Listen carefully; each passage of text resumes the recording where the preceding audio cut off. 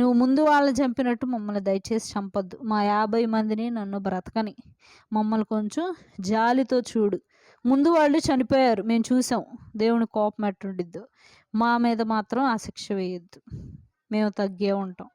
కాబట్టి దయచేసి మీరు రాజు దగ్గరికి రండి, ఆయన తీసుకురమ్మని చెప్పారు. కాబట్టి మీరు ఏ మాట చెప్పకుండా రండి అని అడిగాడు.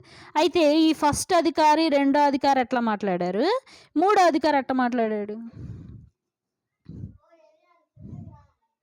ఫస్ట్ ఆయన ఎట్లా మాట్లాడాడు? అధికారి కిందకరా, ఏలియా కిందకరా అన్నాడు. వచ్చాడా? రాలేదు. మళ్ళీ రెండో ఆయన ఎలా పిలిచాడు? రెండో ఆయన ఎలా పిలిచాడు? ఏలియా కిందకు రా అన్నాడు రెండో ఆయన కూడా. కాబట్టి రెండో వాళ్ళు కూడా ఏమయ్యారు?